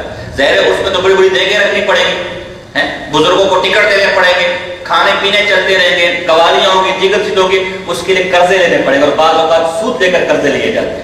یہ واقعتاً ایسے ہیں. ہمارے شاگرد کے رشتہ دار تھے، اللہ جزائے کرتے، میں نے ایسا تکرار بھی نہیں دیکھا. وہ میرے پاس اگر میرے والد صاحب فوت ہو کر چند ہزار روپے چھوڑے انہوں نے. میرے گھر والے پیچھے لگے رہے چچا بچا کہ بھائی تیجا کراؤ تیجا کراؤ تیجا کراؤ. میں نے کہا بابا میں غریب آدمی ہوں، والد صاحب کچھ پیسے چھوڑ کر گئے، یہ میں نے بہن کی شادی کروانے کا نہیں تیجا کرواؤں. بعد میں نے تیجا کروا دیا. اب وہ پیچھے لگے کہ 40واں کرواؤ. میں نے کہا بھائی میں تیجے مجھے لالے پڑ کے 40واں کہاں سے کرواؤں؟ آج کل یہ سب اس طرح ہو رہا ہے. باہر انہوں نے کہا اگر تو 40واں نہیں کروائے گا تو تجھے برادری سے نکال دیں. تو میرے ذہن میں ایک بات ہے، اگر آپ میرا ساتھ دیں. میں نے کہا میں 40واں تو کرواؤں گا، لیکن میں کہا بیان میرا مولوی کرے گا. بیان کھانا تمہارا اور بیان میرا. اور آپ نے وہاں کر تیجے 40 پر ایسا رگڑنا ہے نا کہ میرا دل ٹھنڈا ہو جائے گا. میں نے کہا میرا تو کوئی مسئلہ نہیں ہے تیرا دل ٹھنڈا کرنے کا، لیکن مجھے کوئی ٹھنڈا نہ کر دے. کہ آپ پیغمبر ہیں انشاءاللہ، آپ کو تو کوئی نظر اٹھا کے دے کہ آپ پیغمبر ہیں. بہرحال طلباء کو میں نے سمجھانا کہا ایسے معاملات کو کوئی آپ فکر نہ کر. طلباء اپنے ساتھ دے کے وہاں پہلے سے آپ اسے اسکرین میں عورتیں بھی آئی ہوئی تھی، عورتوں میں اسکرین لگایا ہوا تھا اور یہاں سارے رشتےدار آئے ہوئے تھے. گئے تھے بس میں نے جو نا پہلے یعنی آخرت کے احوال شروع کیے. وہ کہا ہے مولوی صاحب تو بڑا زبردست ماشاءاللہ ہے، تو جوان مولوی سے کوئی بوڑھوں کی ٹیٹڈ باتیں کر اچھی باتیں کر رہے ہیں. آخر کا آدھا گھنٹہ 45 منٹ میں نے تیجے 40 پہ وہ رگڑا کہ بیان کے آخر تک کسی کے سر اٹھانے کی ضرورت نہیں تھی. جب میں بیان کر کے مدرسے سے آیا اس کے آدھے گھنٹے بعد وہ لڑکا آیا حضرت میں آپ کو شکریہ کیسے ادا کروں، میرا دل ٹھنڈا ہو گیا. مجھے رشتہ نے بولا کہ اللہ کی وجہ نہیں کھلوانا تو ذلیل کیوں کیا، ہمیں ذلیل کرنے کے لیے لے کر آیا تھا.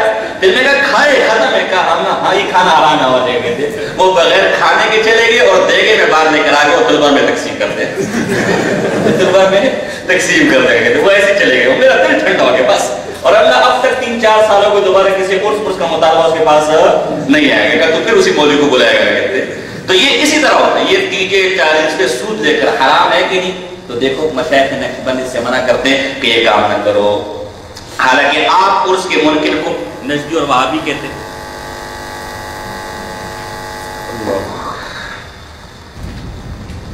یہ لوگ قبروں کو پختہ کرنا اس کو مزارات بنانے کو سنیت سمجھتے ہیں. یہ سیفی بھی ہمارے. حالانکہ مشائخ نقشبند میں سے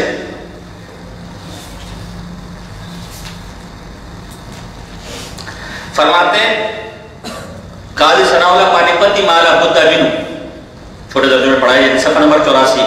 مسئلہ آنچا پر قبور اولیاء امار بھائی رفی بنا می کنن و جراغا روشن می کنن و عظیم قبیر ہر چے می کنن حرام اصلیہ مکروہ. یہ جو قبروں پر مزارات بناتے ہیں، گنبد بناتے ہیں، جتنی خرافات ہوتی ہے یہ سب یا تو حرام ہے کیا ہے مکروہ. اگر کسی اور کی زمین میں تو حرام ہے، کسی اور کے مال سے ناجائز مال سے تو حرام ہے، اپنے مال سے اپنی زمین میں تب بھی مکروہ ہے، مکروہ تحریمی ہے. تو دیکھیں قاضی ثناء اللہ پانی پتی رحمہ اللہ کا حوالہ آپ کے سامنے آئے تو وہ مزارات وغیرہ کو جائز نہیں سمجھتے.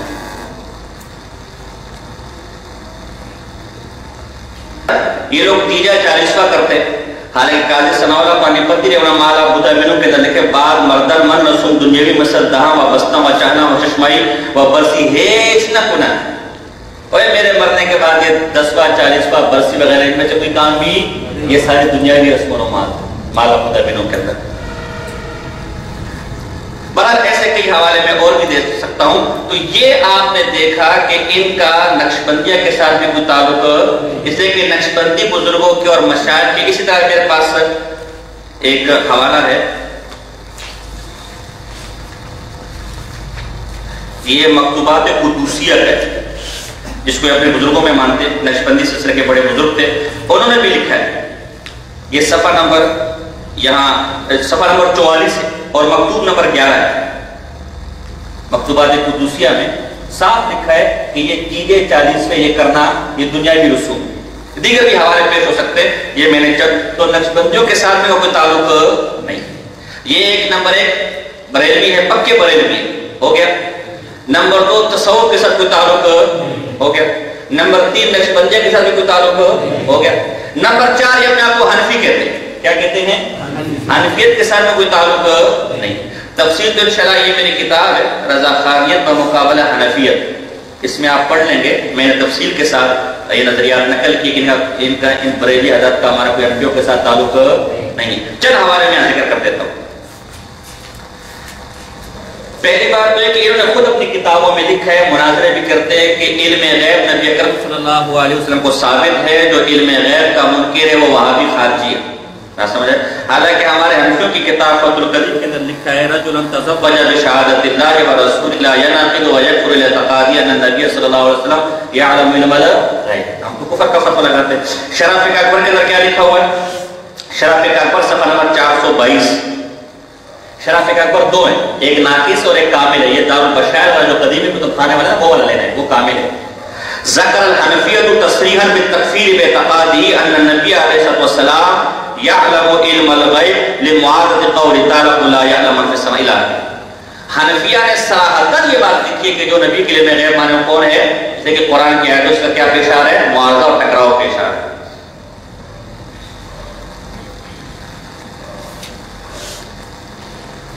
یا میں نے اس کتاب میں آپ دے سکتے ہیں، بڑے حوالے دیے، اس کو آپ دیکھ لینا.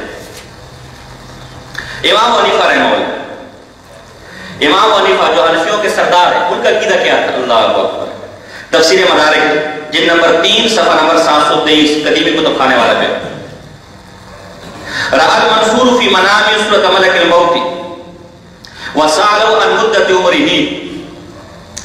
منصور بادشاہ نے خواب میں ملک الموت کو دیکھا اور اسے اپنی عمر کے بارے میں پوچھا میری عمر کتنی ہوگی.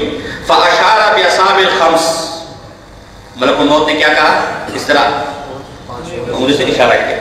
فأخبر المعبر بخمس سنوات وبخمس أشهر وبخمسة أيام. اب تعبیر کرنے والوں سے تعبیر پوچھا، کس نے کہا 5 سال زندہ رہے گا، کس نے کہا 5 مہینے زندہ رہے گا، کس نے 5 دن زندہ رہے گا. لوگوں نے کہا بھائی اختلاف ہو گیا، کیا کرے گا؟ امام صاحب کو بلاؤ، بہت بڑا عالم ہے، انشاءاللہ وہ کوئی سچی بات کہے گا، سچی بات کہے گا. فقال ابو حنیفہ هو اشارۃ الى هذه الايه فان العلوم الخمسه لا يعلمها الا الله ان الله عنده علم الساعه. اس طرح سورہ لقمان یہ کس طرح کی اشارہ ہے؟ یہ 5 علوم اللہ کے سوا کسی کو معلوم نہیں ہے. تو یہ حنفیوں کا سردار کہنے کے علم غیب کسی کے پاس نہیں. تو تو اگر علم غیب کا دعویٰ کرے اور اولیاء اور انبیاء کے علم غیب مانے تو کس سے اپنے آپ کو حنفی کہتا ہے؟ بات سمجھ آ رہی ہے؟ تو اس عقیدے میں بھی حنفیوں کے ساتھ نہیں.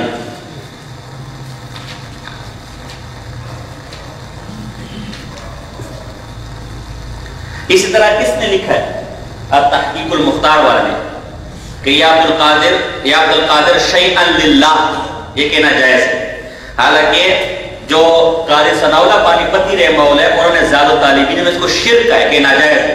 وہ فارسی اس کا مجھے مل نہیں رہا تھا، میرے پاس موجود ہے لیکن آتے ہوئے کیونکہ جلدی تھی مجھے مل نہیں رہا تھا، میں حوالے کا ذمہ دار ہوں. ان بدبختوں نے اس میں سے نکال دیا.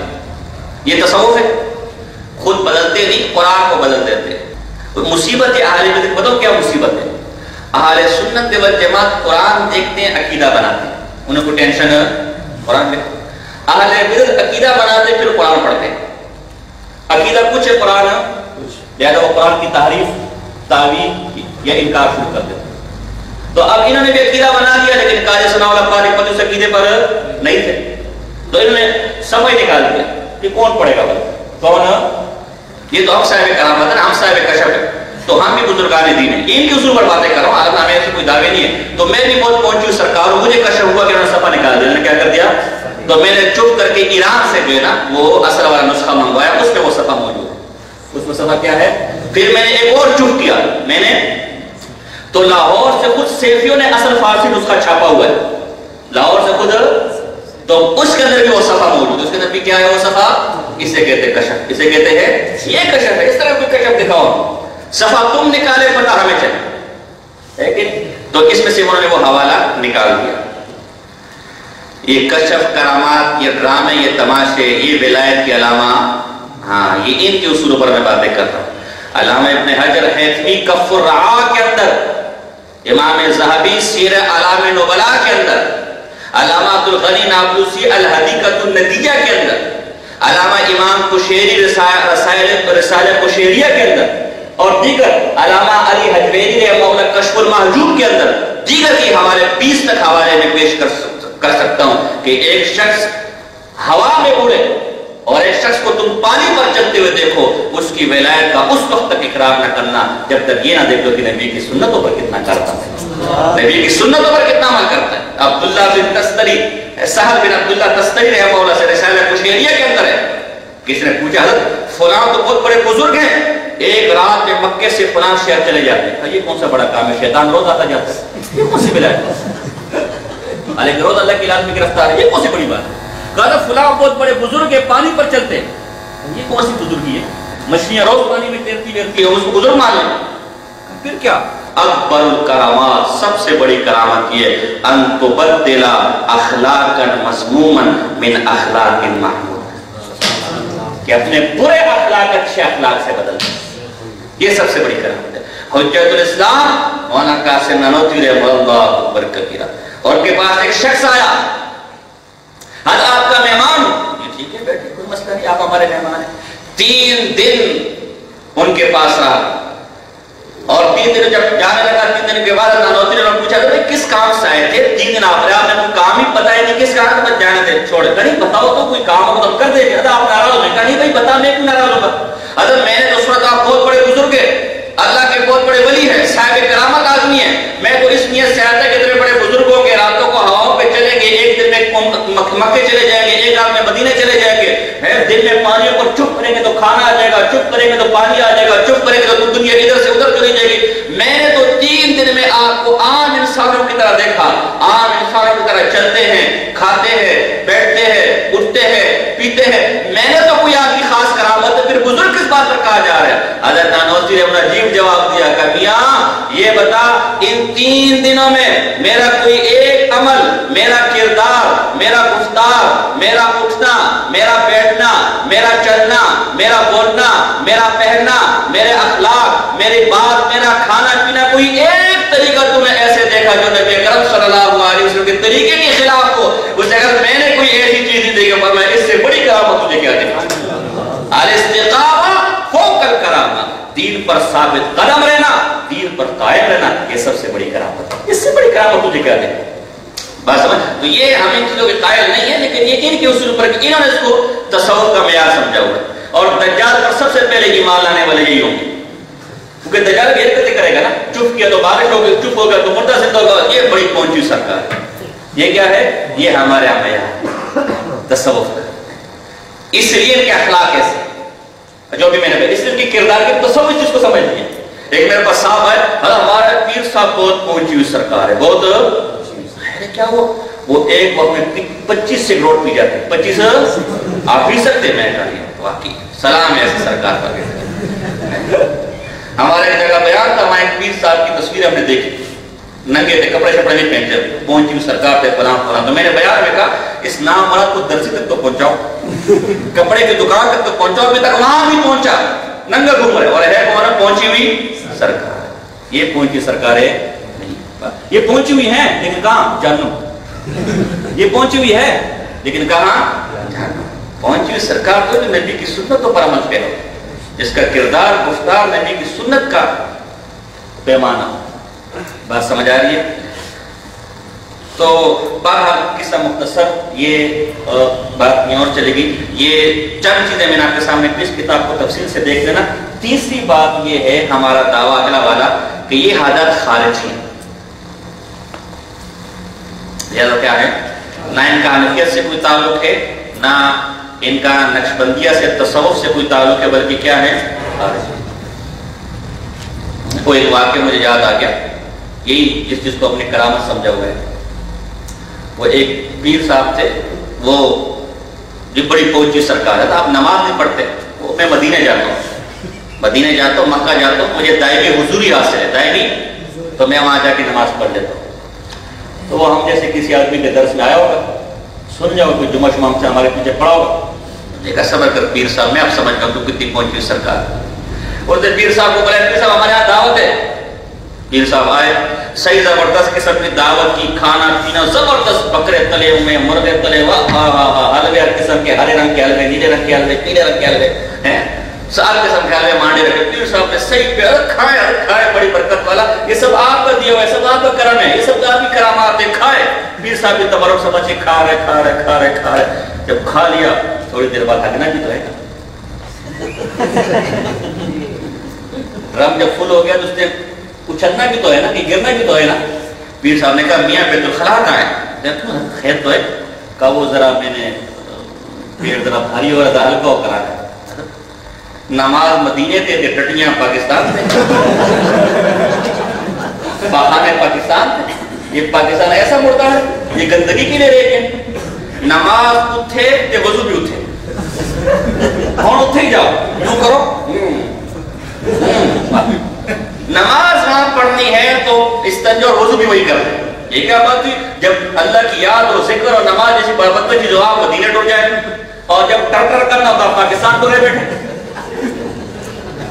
تو کوئی گل یہی کرو یہی سے جاؤ. پیر صاحب نے کہا اس باری معاف کر دے, آئندہ نماز بھی کتنے ٹر اس باری معاف کر دے, اس باری میری توبہ. یہ جتنی تمہاری چپ چپ والی سرکار ہے نا کرامتوں والی, ان کے ساتھ یہ کرو. کیا حقانیت کی علامت؟ یہ تو دجال بھی کر لے گا, یہ تو شیطان بھی چلا جاتا ہے, یہ تو مچھلی بھی پانی میں گھومتی ہے. اسی لیے صحابہ کرام رضوان چلے بار موضوع کی اور چلا جائے گا. تو ہمارا کیا دعویٰ کیا کہ لوگ کیا ہیں؟ خارجی. بیٹے کتابیں ترتیب سے رکھو. اب دیکھیں خارجی کسے کہتے ہیں. یہ التحقیق المختار ہے, اس کا عبد الخالق سیفی کی, اس کا صفحہ نمبر 171 ہے. ٹھیک ہے, اور رکھ لے گا بیٹا, آپ توجہ سب پر توجہ دیں. صفحہ نمبر 171 ہے. خارجیوں کی علامات لکھی ہے. جزاک اللہ. خارجیوں کے علامات یہ اپنی پارٹی کے بغیر دوسرے سب مسلمان کو کافر, منافق یا مشرکین کہیں گے. یہ خود آپ کے مولوی نے لکھا ہے کہ اپنے علاوہ سب کو کیا کہیں گے؟ کافر, مشرک اور منافق کہیں گے. یہ خارجیوں کی کئی علامات لکھی ہے. علامہ نمبر 13 یہ کہ اپنے علاوہ سب کو کیا کہیں گے؟ کافر اور مشرک کہیں گے. اب دیکھتے جائیں بیٹا, اپنے نظر آپ کے سامنے پیش کی. حسام السیفیہ کے اندر علماء دیوبند کو کافر کہا کہ نہیں کہا. سیف الابرار میں آپ کے سامنے پیش کی تبلیغی جماعت اپنے علاوہ سب کو کافر کہا کہ نہیں کہا.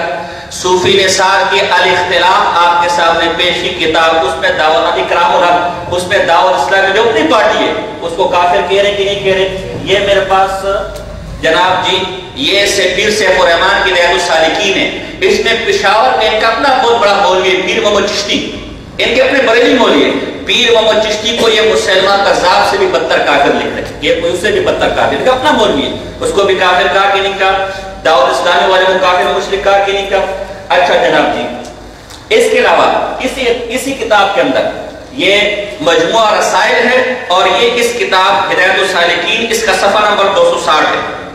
اس کا صفحہ نمبر 260 میں لکھتا ہے یہ پیر سیف الرحمان کہ اگر تم صرف مجھے مانتے ہو, یعنی پیر سیف الرحمان کو, اور ان کی ولایت کے منکر ہو, یعنی میرے مریدین کی ولایت کے منکر ہو, تو یہ بھی کفر ہے, کیونکہ تمام اولیاء کو ماننا لیکن صرف ایک ولی سے انکار کفر ہے.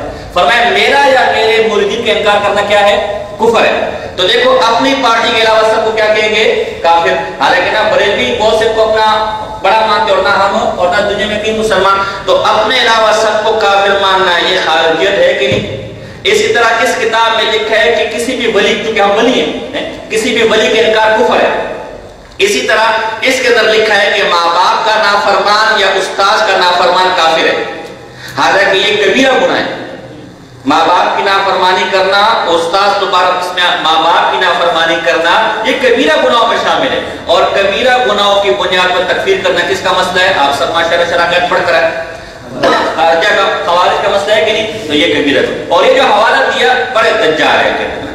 ہمارے امام اہل سنت مولانا سرفراز خان صفدر صاحب ہم لوگ فرماتے تھے کہ جو بریلوی جو بدعتی صحیح حوالہ نقل کر دے وہ حلالی نہیں, وہ حلالی بریلوی خالص سچے بریلوی کی علامت ہے, وہ حوالے میں گڑبڑ کرے گا. وہ حوالے میں کیا کرے گا؟ اس لیے جتنی بھی لمبی داڑھی ہو, جتنی بھی لمبی پگڑ ہو, اس کے حوالے پر کبھی اعتماد نہیں کرنا. جب بھی حوالہ پیش کرے آپ بے دڑک بولتے اللہ کی قسم حوالے میں گڑبڑ کرتے, بے دڑک بولتے, کبھی آپ آنے سے نہیں ہوں گے, بے دڑک بولتے. اس میں انہوں نے جو مسئلہ بیان کیا کہ استاد کا گستاخ یا پیر کا نافرمان وہ کافر ہوتا ہے, یا ولی کا منکر کیا ہے؟ کافر ہے. اور چونکہ ہم ولی ہیں لہذا ہمارا منکر بھی کیا ہوگا؟ کافر ہوگا. اور حوالہ الحدیقۃ الندیہ کر دیا. اس وقت الحدیقۃ الندیہ ہمارے پاس موجود نہیں تھی, یہ 5 جلدوں پر کتاب ہے علامہ عبد الغنی نابلسی رحمہ اللہ کی. علامہ بعد ہم نے کتاب اس کا مطالعہ کیا. علامہ عبد الغنی نابلسی آگے لکھتے ہیں کہ اس پر فتویٰ نہیں ہے, اس پر فتویٰ نہیں, یہ غیر مستقل قول. کتنا بڑا دجل و فریب. لہذا استاذ کی نافرمانی کرنا یا والدین کی نافرمانی کرنا یا کسی ولی کا انکار کرنا یہ بھی کفر. لیکن اس بنیاد پر کیا قرار دے رہے ہیں؟ لوگوں کو کافر قرار دے رہے, اپنے علاوہ سب کو کافر قرار دے رہے. اس بنیاد پر ان کو کیا کہہ رہے ہیں؟ خارجی کہہ رہے. اور یہی علامت لکھی کہ خارجیوں کی کہ وہ اپنے علاوہ سب کو کیا کرتے ہیں؟ کافر قرار کرتے ہیں. اب پیر سیف الرحمان ان کے چند عقائد ذہن میں رکھتے ہیں. ایک تو یہ ہے ان کے وہی سارے عقائد ہیں جو بریلیوں کے.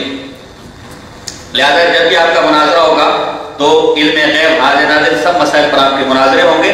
یہ آپ نے ذہن میں رکھنا. تفصیلی طور پر اگر آپ پڑھنا چاہیں تو یہ متکلم اسلام استاد محترم مولانا الیاس گوہن صاحب دامت برکاتہ کی کتاب ہے فقہ سیفیہ کے خلاف. یہ آپ ضرور اپنے پاس رکھیں, اپنے مطالعے میں رکھیں. تو ہمارا کو ظاہر ہے چونکہ اتنا وقت نہیں کہ ہم تفصیل کے ساتھ مسائل پر جائیں, اور علم غیب حاضر ناظر مسائل تو ایسے کہ انشاءاللہ آپ کو یہاں ترتیب کر پڑھا بھی دیں گے. ان کے چند جو باتیں وہ میں نے کر, جو چند عقائد اس کتاب سے متعلق ہے وہ آپ کے سامنے پیش کرنا چاہتا ہوں.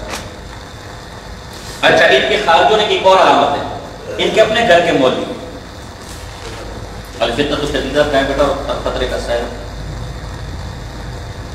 اور خطرے. یہ دیکھیں, یہ ان کے اپنے مولوی نے کتاب لکھی الفتنۃ الشدیدہ, جن پر کے بڑے بڑے مولویوں کی تقاریر ہے. تو اہل سنت فتنے ہوتے ہیں, بلکہ فتنے کون ہیں؟ خارجی, رافضی, معتزلہ ہے کہ نہیں؟ اچھا, ایک اور کا نباز قوم ابو داؤد صادق گجرانوالہ کا تھا, فوت ہو گیا. اس کا بہت بڑا پیر تھا, بہت بڑا مولوی تھا. اس نے کے خلاف کتاب لکھی خطرے کا سایہ. خطرے کا سایہ, اس کا مطلب ہے کن کے لیے خطرے؟ ایمان کے لیے خطرہ ہے. خطرہ ہے نیم حکیم, خطرہ ہے جان, اور سیفی خطرہ ہے ایمان. تو یہ خطرے کا سایہ ہے. یہ آپ کے علماء لکھ رہے ہیں, تو نہیں لکھ رہے, آپ کے بڑے لکھ رہے کہ آپ ایمان کے لیے کیا ہو, خطرہ. لہذا اہل سنت بلکہ اب خارج کی وجہ علامات آپ کے اندر کیا کی جا رہی ہے, پائی جا رہی ہے.